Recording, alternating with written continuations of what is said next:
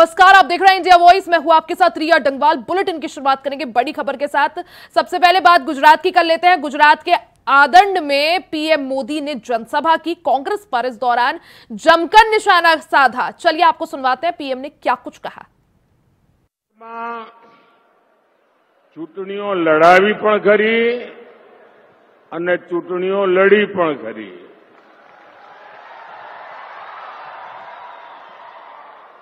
સભાઓ પણ કરી ને રેલીઓ પણ કરી. પરંતુ આજે મારે કહેવું પડશે કે આપણે ત્યાં ગુજરાતમાં બપોરે 11-12 વાગ્યા પહેલા જો કોઈ સભા કરવી હોય ને તો લોઢાના ચણા ચાવવા પડે.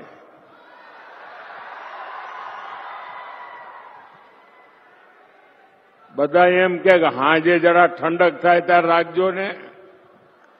મારા માટે આજે અચરજ છે. આણંદનું આ વિરાટ કેસરિયા સાગર મને લાગે છે આણંદે આજે બધા જ રેકોર્ડ તોડ્યા છે. અને આ ચૂંટણીમાં પણ આણંદ અને ખેડા બધા રેકોર્ડ તોડશે. 2014માં આપે સૌએ મને દેશની સેવા કરવા માટે મોકલ્યો અને તમે જે મને શિક્ષણ આપ્યું, તમે મને જે ઘડતર કર્યું, સરદાર સાહેબની આ ભૂમિમાંથી હું જે શીખ્યો એ બધું આજે મને દેશની સેવા કરતી વખતે લેખે લાગે છે, કામે આવે છે. સાથીઓ, આપણે જયારે ગુજરાતમાં કામ કરતા હતા ત્યારે આપણો ગુજરાતનો એક મંત્ર હતો કે ભારતના વિકાસ માટે ગુજરાતનો વિકાસ. આપણે એવું ક્યારેય નહોતા કહેતા કે દેશનું જે થવું હોય થાય, અમારા ગુજરાતનું થાય, એવું નહોતા કહેતા. આપણે હંમેશા કહેતા હતા ભારતના વિકાસ માટે ગુજરાતનો વિકાસ. અને હવે જ્યારે આપે મને દેશનું કામ સોંપ્યું છે ત્યારે મારું એક જ સપનું છે કે 2047માં જ્યારે ભારતની आजादीना 60 साल तक कांग्रेस का राज देखा है और देश ने 10 साल भाजपा का सेवा काल भी देखा है. वो शासन काल था, ये सेवा काल है. कांग्रेस के 60 साल के शासन में करीब 60% ग्रामीण आबादी के पास टॉयलेट नहीं था, शौचालय नहीं था. ये 60 साल के बाद 10 साल में भाजपा सरकार ने इस देश में 100% टॉयलेट बना दिए. 60 साल में कांग्रेस देश में सिर्फ 3 करोड़ ग्रामीण घरों तक ही नल से जल की सुविधा पहुंचा पाई. यानी कि 20% भी नहीं, 20% से भी कम घरों में वो नल से जल पहुंचा पाई.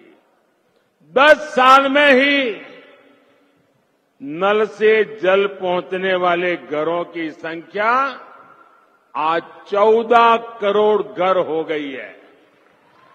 यानी 75% घरों में नल से जल पहुंचा है.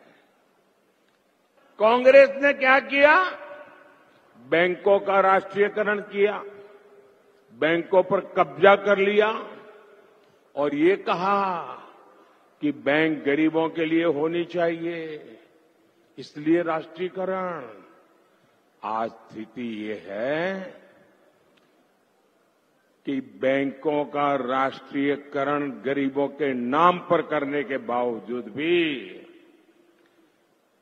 कांग्रेस सरकार 60 साल में करोड़ों गरीबों के बैंक खाते नहीं खोल पाई। मोदी ने 10 साल में 50 करोड़ से ज्यादा जनधन बैंक खाते खोले। जीरो बैलेंस से खोलने का निर्णय किया। जो बैंक के दरवाजे तक गरीब देख नहीं सकता था, आज गरीब बैंक में जाकर के हाथ मार करके उसके साथ कारोबार कर। वहीं अब बात अमेठी और रायबरेली पर सस्पेंस की कर लेते हैं। अमेठी और रायबरेली पर कांग्रेस में सस्पेंस जो है अभी भी बरकरार है। रायबरेली पहुंचेंगे गांधी परिवार के वकील केसी कौशिक के रायबरेली पहुंचने से संभावनाएं बढ़ गई हैं। गांधी परिवार का कोई सदस्य नामांकन कर सकता है। तो बड़ी खबर आपको बता दें, रायबरेली और अमेठी को लेकर सस्पेंस अभी भी बरकरार है। सवाल यही है कि आखिर कांग्रेस अमेठी और रायबरेली दोनों ही सीटों पर किसको अपना उम्मीदवार बनाएगी। इस दौरान आपको बता दें कि गांधी परिवार के करीबी और गांधी परिवार के वकील केसी कौशिक रायबरेली पहुंचे। इस दौरान उनके रायबरेली पहुंचने से क्यास यही लगाए जा रहे हैं कि शायद गांधी परिवार से ही कोई नामांकन कर सकता है। आपको बता दें कि केसी कौशिक ही हमेशा नामांकन के दौरान मौजूद रहते हैं जब भी गांधी परिवार से कोई नामांकन करता है। इसी से ये कयास लगाए जा रहे हैं कि गांधी परिवार से ही कोई नामांकन करेगा। गांधी परिवार के चुनाव लड़ने की इससे संभावनाएं बढ़ गई हैं। तो अमेठी के रण में राहुल का इतिहास क्या रहा, ये आपको बता देते हैं। 2004 में पहली बार राहुल गांधी अमेठी से चुनाव लड़े थे और जीते थे। 2009 का आपको इतिहास बताएं तो फिर से अमेठी से राहुल गांधी सांसद बने। 2014 में भी अमेठी से राहुल गांधी ने चुनाव लड़ा और दिल्ली पहुंचे। इसके बाद 2004 में पहली बार राहुल गांधी अमेठी से चुनाव लड़े और जीते। 2009 में फिर से अमेठी से चुनाव लड़े और अमेठी ने एक बार फिर से राहुल को दिल्ली पहुंचाया। वहीं 2014 में भी राहुल गांधी अमेठी से ही सांसद बने। वहीं 2019 में हल्का सा हिस्ट्री जो है बदल जाती है। 2019 में अमेठी और वायनाड दोनों जगह से राहुल गांधी ने चुनाव लड़ा। हालांकि अब वायनाड से राहुल गांधी जीत गए, लेकिन अमेठी सीट उनको गंवानी पड़ी। अमेठी से बीजेपी प्रत्याशी स्मृति ईरानी ने राहुल गांधी को शिकस्त दी। वहीं अब 2024 की बात करें तो 2024 का रण कैसा रहेगा, इस पर अभी सस्पेंस बरकरार है। राहुल वायनाड से पहले ही चुनावी मैदान में है। अब सवाल यही है कि क्या अमेठी या रायबरेली में से किसी सीट पर राहुल गांधी की वापसी होगी। कांग्रेस ने अभी अमेठी और रायबरेली दोनों ही सीटों को लेकर अपने पत्ते नहीं खोले हैं। हालांकि चर्चाओं के बाजार पूरी तरह से गर्म है। कयास यही लगाए जा रहे हैं कि शायद गांधी परिवार से ही कोई अमेठी और रायबरेली सीट से चुनाव लड़ सकता है। आपको बता दें कि जिस तरह से अमेठी और रायबरेली गांधी परिवार का गढ़ ये दोनों सीटें रही हैं। इन दोनों ही सीटों ने कई बार राहुल गांधी तो कई बार सोनिया गांधी, राजीव गांधी, संजय गांधी और इंदिरा गांधी को दिल्ली तक पहुंचाया है। वहीं 2024 के रण में कांग्रेस रायबरेली और अमेठी दोनों ही सीटों को लेकर कंफ्यूज नजर आ रही है।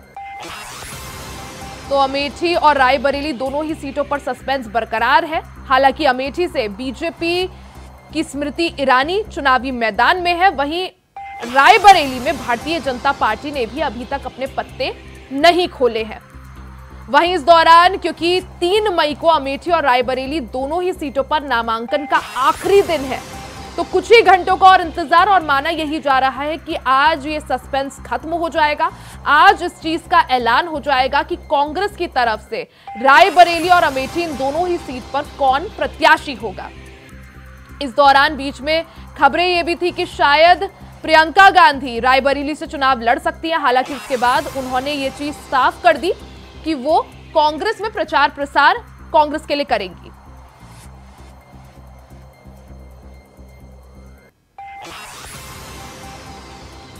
ज्यादा जानकारी के लिए हमारे साथ राजू तिवारी रायबरेली से और संजय हमारे साथ अमेठी से जुड़ गए हैं। राजू, सबसे पहले आपके पास आऊंगी क्योंकि रायबरेली सीट जो है चर्चाओं का विषय बनी हुई है। हालांकि कांग्रेस ने अभी तक अपने पत्ते नहीं खोले हैं, लेकिन कांग्रेस के या गांधी परिवार के वकील का वहां पहुंचना कैसी हलचल देखने को मिल रही है, क्योंकि कुछ ही और घंटों का और वक्त जो है बचा है। जी बता दूं कि जिस तरह से लगातार कांग्रेसी खेमे में एक तरह से उत्साह देखने को मिला, जैसे ही यहाँ से गांधी परिवार का चेहरा चुनाव लड़ेगा ऐसी बातें सामने आई, उसके बाद लगातार कांग्रेसी खेमे में हलचल का माहौल देखने को मिला। लेकिन कई दिन बीत जाने के बाद यानी कई दिनों से लगातार कांग्रेसी खेमे में काफी उत्साह देखने को मिल रहा था और कांग्रेस कार्यालय में लगातार बैठकों का दौर चलता रहा। वहीं आपको बता दें कि कल जो है सुबह यहाँ पर केएल शर्मा जो गांधी परिवार के काफी करीबी हैं और यहाँ से जो पहले सांसद थी सोनिया गांधी, उनके प्रतिनिधि भी रह चुके थे, तो उनके आने के बाद लगातार कयासों का दौर और तेज हो गया। अटकलें लगाई जाने लगी कि गांधी परिवार का ही चेहरा कोई यहाँ से चुनाव लड़ेगा। लेकिन जैसे ही देर रात यहाँ पर केसी कौशिक पहुंचे, उनके पहुंचने के बाद ये कहीं न कहीं एक संकेत लगाया जा रहा है, लोगों के द्वारा कयास और भी तेज लगाए जाने लगे हैं कि रायबरेली से गांधी परिवार का ही चेहरा चुनाव लड़ेगा। क्योंकि जो गांधी परिवार का चेहरा होता है, गांधी परिवार से कोई भी चुनाव लड़ता है तो केसी कौशिक की नामांकन पत्र को भरते हैं। इस बात को लेकर रायबरेली में काफी उत्साह देखने को मिल रहा है और कहीं न कहीं अब ये तय माना जा रहा है। बिल्कुल राजू, केसी कौशिक का वहां पहुंचना इस बात की संभावनाओं को और ज्यादा बढ़ा देता है कि गांधी परिवार से ही कोई शायद रायबरेली से चुनावी ताल ठोक सकता है। आऊंगी आपके पास, आप बने रहिएगा। संजय का एक बार रुख कर लेते हैं। संजय हमारे साथ अमेठी से बने हुए हैं। संजय, क्या खबर अमेठी से, कैसी हलचल कांग्रेस दफ्तर में? रिया जी, इस समय हम कांग्रेस के कार्यालय गौरीगंज में ही मौजूद हैं और जहां पर आज सुबह से ही जो है वो वीआईपी का मूवमेंट तेज हो गया है। ऐसे में जो केएल शर्मा है, जो सोनिया गांधी के प्रतिनिधि हैं और गांधी खानदान के बिल्कुल करीबी है, वो अभी 1 घंटे पहले समथिंग कार्यालय पहुंचे और कार्यालय पहुंचकर उन्होंने अपने कार्यकर्ताओं के साथ उन्होंने बात करते हुए बताया कि आप बिल्कुल अस्वस्थ रहिए, गांधी परिवार से ही प्रत्याशी होगा। और ऐसे में जो सुबह से ही कांग्रेस कार्यालय है, उस कार्यालय पर रिया जी बैठक का जो दौर है वो लगातार जारी है। वो चाहे विधानसभा अध्यक्ष हों, चाहे ब्लॉक अध्यक्ष हों और चाहे वो तहसील के अध्यक्ष हों कांग्रेस के, ये सभी लोग यहाँ पहुंच रहे हैं। और दिग्गज जो नेता हैं, चाहे वो अमेठी की बात करें तो अमेठी से जो सपा के ब्लॉक विधानसभा अध्यक्ष हैं रामप्रीत यादव, वो भी यहाँ पर मौजूद, जिला अध्यक्ष जी वो भी यहाँ पर मौजूद है। और दूसरी तरफ अगर देखा जाए तो जो आम आदमी पार्टी के जिला अध्यक्ष हरिशंकर जायसवाल है वो भी मौजूद है। ऐसे में जो केएल शर्मा है वो भी मौजूद है। और कहीं ना कहीं आपको बताना चाहेंगे कि जो गांधी परिवार के जो अधिवक्ता है केसी कौशिक, वो भी मौजूद है। और हम अपने सहयोगी से कहेंगे थोड़ा दिखाएं, ये जो मकान, ये जो बिल्डिंग दिख रही है आपको, जो आवास दिख रहा है इसी के अंदर जो वीआईपी है वो अंदर बैठ के इसके अभी भी मंत्रणा चल रही, मीटिंग चल रही, क्योंकि इसके अंदर केएल शर्मा, केसी और जो पूर्व एमएलसी दीपक सिंह है, ऐसे जो तमाम दिग्गज नेता हैं सब इसके अंदर प्रवेश कर चुके हैं। और बिल्कुल, यानी संजय मंथन का दौर जो है वो लगातार जारी है। लेकिन सवाल यही कि जो समय लिया जा रहा है, क्या इसे एक सोची समझी रणनीति माना जाए गांधी परिवार की? ऐसा एकदम बिल्कुल देखने को मिल रहा है कि पूरी तैयारी कांग्रेस ने कर ली है, पूरी जो इंटरनल तैयारी है वो कर ली है। क्योंकि और भी हम तस्वीरें आपको इस कार्यालय से दिखाना चाहेंगे कि सामने देखेंगे जो प्रचार वाहन की गाड़ी है, आप देखिए प्रचार वाहन की गाड़ी है और जितनी भी वीआईपी मूवमेंट है वो सारी इस जगह पर दिखाई जा रही है। और प्रचार गाड़ी अभी जस्ट आधा घंटे पहले इस कांग्रेस कार्यालय पर पहुंची है। और तो कहीं ना कहीं ऐसा कहा जा रहा है कि गांधी परिवार से राहुल गांधी ही यहाँ से बन सकते हैं 2024 के लोकसभा चुनाव के प्रत्याशी। तो ऐसे में जो यहाँ के कार्यकर्ता हैं उनके अंदर खासा उत्साह देखने को मिल रहा है और तमाम तरह की जो बैठकें वो चल रही है। तो ऐसे में ये अनुमान लगाया जा रहा है कि 1 से 1.5 घंटे के अंदर ही नामों पर आखिरी मोहर कांग्रेस पार्टी लगा बिल्कुल सकती है। यानी संजय, जिस तरह से आपने कहा कि कांग्रेस की तरफ से तैयारियां पूरी हैं, बस अब ऐलान का इंतजार है। आऊंगी आपके पास, बने रहिएगा। एक बार राजू का रुख कर लेते हैं। राजू, अगर बात की जाए जिस तरह से प्रियंका गांधी पहले ही बोल चुकी हैं कि वो तैयारियों में व्यस्त हैं, वो प्रचार प्रसार में व्यस्त है, तो चुनाव नहीं लड़ेंगी। लेकिन रायबरेली से ही ऐसी खबरें भी आई थी कि कुछ गाँव में पोस्टर्स लगाए गए थे और ऐसा लिखा हुआ था कि प्रियंका गांधी को अब की बार वोट दिया जाए, प्रियंका नहीं तो वोट नहीं। जी बिल्कुल, बता दें कि जिस तरह से कयासों का दौर चल रहा था उसके बीच में जैसे ही प्रियंका गांधी का एक वक्तव्य आया कि वो प्रचार में ही व्यस्त रहेंगी और चुनाव नहीं लड़ेंगी, तो ऐसे में साफ तौर पे आपको बता दें कि जिस तरह से जो कांग्रेस के अधिवक्ता हैं, लीगल एडवाइजर है केसी कौशिक और जो केएल शर्मा है, ये दोनों लोग रायबरेली में मौजूद हुए, तो इसके बाद फिर से अटकलों का बाजार तेज हुआ और अटकलें लगाई जाने लगी कि गांधी परिवार का कोई चेहरा यहाँ से चुनाव लड़ेगा रायबरेली से। लेकिन आपको बता दें कि जिस तरह से कांग्रेसियों कार्यकर्ताओं के द्वारा मांग की जा रही थी और उनके जो चाहने वाले हैं कांग्रेस के, उनके द्वारा साफ तौर पे पोस्टर लगाकर अपने साथ में सोशल मीडिया प्लेटफॉर्म पे मांग की जाने लगी और एक गांव के बाहर, लालगंज के कनकाहा गांव के बाहर जो है प्रियंका गांधी का पोस्टर लगाया गया था और साफ तौर पे उनके द्वारा मांग की जा रही थी कि प्रियंका गांधी नहीं तो वोट नहीं। तो ऐसे में साफ तौर से अंदाजा लगाया जा सकता है। लेकिन राजू क्या माने, क्योंकि संजय हमारे साथ अमेठी से जुड़े हैं, वो भी वहां कह रहे हैं कि राहुल गांधी चुनावी ताल ठोक सकते हैं। आप बोल रहे हैं गांधी परिवार से कोई, प्रियंका गांधी एक तरफ बोल चुकी है कि मैं प्रचार प्रसार में व्यस्त हूं तो चुनाव नहीं लड़ूंगी। क्या माना जाए कि राहुल गांधी दोनों सीटों पर? जी देखिए, सबसे बड़ी चीज यही है कि अभी तक प्रियंका गांधी के द्वारा जिस तरह से मना किया गया है कि उनके द्वारा प्रचार का कार्य देखा जाएगा और पार्टी का कार्यभार संभालेंगी, ऐसे में उनके द्वारा चुनाव नहीं लड़ा जाएगा, तो कहीं न कहीं ये जो अटकलें हैं वो और भी तेज हो गई कि गांधी परिवार का ही चेहरा लड़ने के लिए बात कही गई है। बातचीत के दौरान केएल शर्मा ने भी यही कहा था कि गांधी परिवार से ही यहाँ का उम्मीदवार होगा। तो ऐसे में राहुल गांधी अमेठी से लड़ेंगे या रायबरेली से चुनाव लड़ेंगे, ये एक बड़ा सवाल फिर से खड़ा हो गया है। ऐसे में अब निश्चित करना होगा और जो शीर्ष कमान है कांग्रेस की वो किसको यहाँ चुनाव लड़ने के लिए भेजती और यहाँ से कौन चुनाव लड़ेगा। बिल्कुल राजू, कांग्रेस की तरफ से भी बार बार यही कहा जा रहा है कि जो आखिरी निर्णय है वो मल्लिकार्जुन खड़गे का होगा, जिसके लिए हमें थोड़ा और इंतजार करना होगा। आऊंगी आपके पास, एक बार संजय का रुख कर लेते हैं। संजय, अगर बात की जाए जिस तरह से 2019 में राहुल गांधी अमेठी से हारे, 2019 में हारने के बाद राहुल गांधी सिर्फ 2 बार अमेठी पहुंचे, एक बार अभी हाल ही में जब भारत जोड़ो न्याय यात्रा के दौरान वो अमेठी में आए थे। तो ऐसे में क्या माना जाए, जिस तरह से आप कह रहे हैं कांग्रेस की तैयारी है, फिर से शायद राहुल गांधी चुनावी ताल ठोक सकते हैं, ऐसे में जन समर्थन क्या उनके साथ है, उनके पक्ष में है? और अगर राहुल गांधी अमेठी से चुनाव लड़ते हैं तो क्या कांग्रेस में जो एक जान है वो फूंकने का काम यहां पर होगा? कहीं ना कहीं रिया जी आपको बता दें कि ऐसा बिल्कुल देखने को मिल रहा है। जिस तरीके से उनके कार्यकर्ता हैं, तकरीबन इस समय मौके पर हम कार्यालय पर ही मौजूद हैं और जहां इस समय तकरीबन हजारों की संख्या में जो लोग हैं वो लगातार यहां पर हलचल जो है वो कर रहे हैं। लगातार जो बैठक है जो उनके ब्लॉक के हैं और जो उनके विधानसभा के हैं, जो उनके जितने भी कार्यकर्ता हैं, सक्रिय कार्यकर्ता, वो लगातार बैठक में पहुंच रहे हैं। और कहीं ना कहीं एक देखा जाए तो समाजवादी पार्टी के जो जिलाध्यक्ष हैं वो राम उदित यादव भी यहाँ पर मौके पर मौजूद है और दूसरी तरफ अगर आम आदमी पार्टी के जिलाध्यक्ष हरशंकर जायसवाल जी भी यहाँ पर मौजूद है। तो ऐसे में देखा जाए तो कहीं ना कहीं तीनों पार्टी के जो कार्यकर्ता हैं वो कहीं न कहीं मुख्यालय पहुंच रहे हैं, कार्यालय पहुंच रहे हैं और कार्यालय पर बैठकों में हिस्सा ले रहे हैं। तो ऐसे में ये अनुमान लगाया जा रहा है कि 2024 का जो रण है वो कहीं ना कहीं बीजेपी वर्सेस कांग्रेस जो है वो बिल्कुल ही बहुत ही रोचक मुकाबला और बहुत ही बिल्कुल संजय, अगर राहुल गांधी चुनावी मैदान में उतरते हैं तो काफी रोचक ये मुकाबला हो जाएगा। एक तरफ स्मृति ईरानी, एक बार राहुल गांधी, तीसरी बार दर्शक ये मुकाबला देख पाएंगे। ऐसे में थोड़ा और इंतजार मुझे लगता है करना होगा। हालांकि 3 मई नामांकन की जो है आखिरी तारीख है। आप नजर बनाए रखे। संजय, आपका भी बहुत बहुत शुक्रिया और राजू आपका भी बहुत बहुत शुक्रिया तमाम जानकारी के लिए।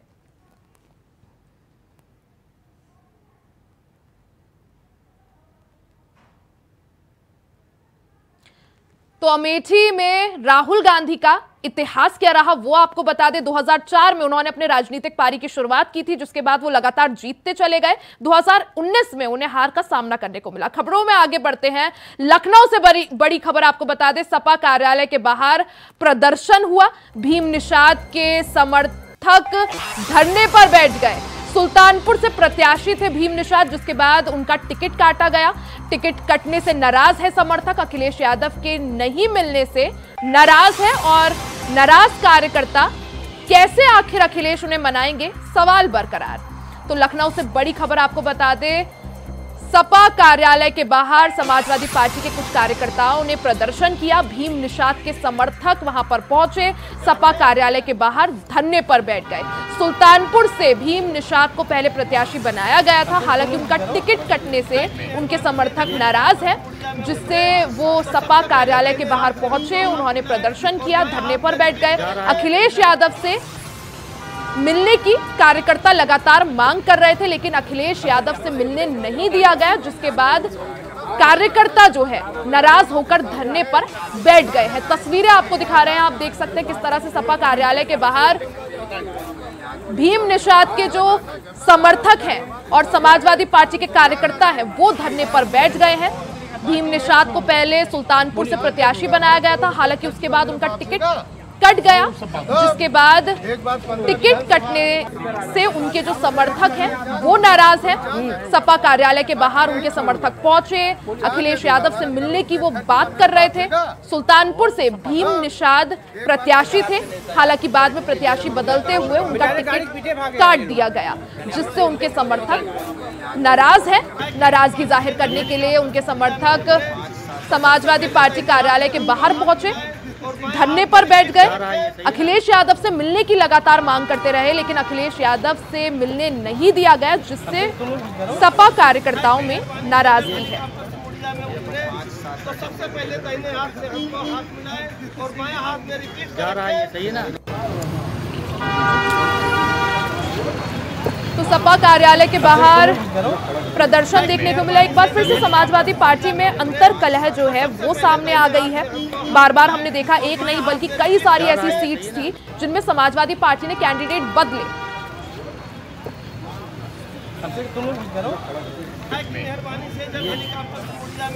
तो ऐसी कई सारी सीट्स थी, चाहे मेरठ हो, मुरादाबाद हो, रामपुर हो, जिसमें समाजवादी पार्टी ने अपने कैंडिडेट्स बदले। वहीं सुल्तानपुर में पहले भीम निषाद को प्रत्याशी बनाया गया, जिसके बाद उनका टिकट काट दिया गया, और ऐसे में सुल्तानपुर सीट से भीम निषाद का टिकट कटने पर उनके जो समर्थक हैं और समाजवादी पार्टी के कार्यकर्ता हैं वो नाराज चल रहे हैं। अपनी नाराजगी जाहिर करने के लिए समाजवादी पार्टी कार्यालय के बाहर उनके समर्थक पहुंचे और अपनी नाराजगी दर्ज कराई। आसिफ बेग हमारे साथ, हमारे संवाददाता ज्यादा जानकारी के साथ जुड़ गए हैं। मोहम्मद आसिफ, जिस तरह से समाजवादी पार्टी में लगातार अंतरकलह की खबरें भी सामने आती रही हैं और उसका एक और एग्जाम्पल हमारे सामने है, जहां सुल्तानपुर में भीम निषाद को पहले प्रत्याशी बनाया गया, टिकट कटने पर उनके समर्थक आज सपा कार्यालय के बाहर धरने पर बैठ गए हैं।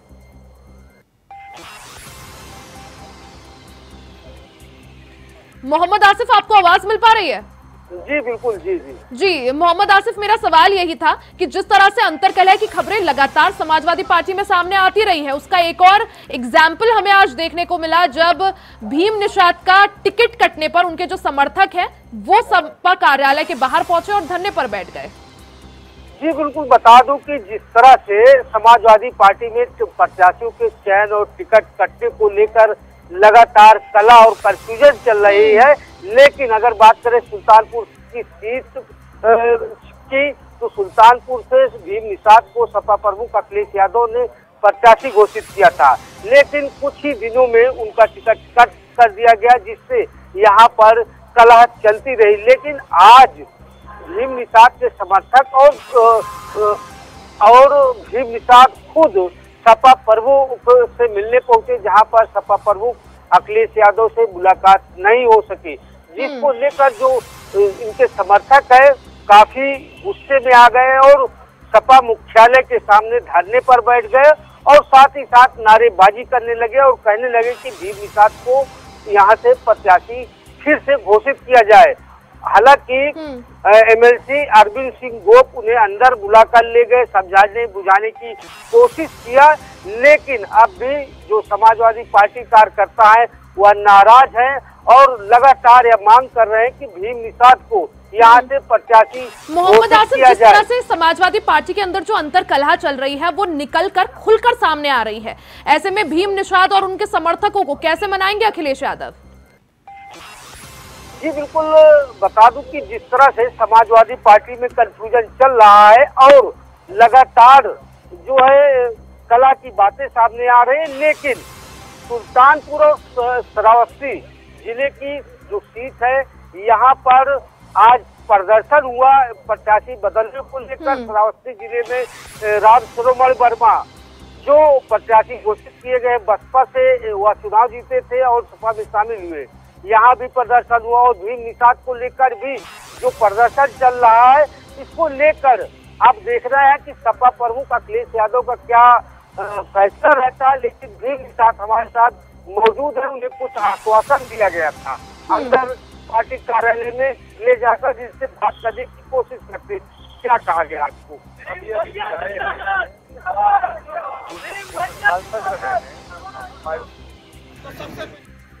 बाबू अरविंद कहे भीम, अभी 2-3 वर्ष है, चुनाव आप ही लड़ोगे। और हमने कहा तो पार्टी तो हमारी भी है, ऐसा तो है नहीं, मानी जी अवलोकन कर लें, उसी के माध्यम से समय कम उनके पास पूछवा लें, क्या उनसे संतुष्ट हो तो सारे लोग अब कहेंगे, एक आदमी छोड़ दीजिए इनको, सब कहेंगे भीम ही थी। तो ये है, हमको भरोसा है, पार्टी हमारी भी है, मानी जी की भी है, और मरते दम तक हम पार्टी में रहेंगे। लेकिन हमने अन्याय क्या किया वो तो बताना चाहिए ना। हमने 8-9 महीना बिल्कुल, यानी मोहम्मद आसिफ समाजवादी पार्टी की तरफ से और अखिलेश यादव की तरफ से आश्वासन भले ही दिया जा रहा है, लेकिन अंतरकला जो है निकलकर सामने आ गई है, खुलकर सामने आ रही है, और विशेषकर भीम निषाद और उनके जो समर्थक है वो खासा नाराज चल रहे हैं। बहुत बहुत शुक्रिया आपका तमाम जानकारी के लिए। नजर बनाए रखें। इसी के साथ इस बुलेटिन में फिलहाल के लिए सिर्फ इतना ही। खबरों का सिलसिला जारी रहेगा, बने रहे हमारे साथ।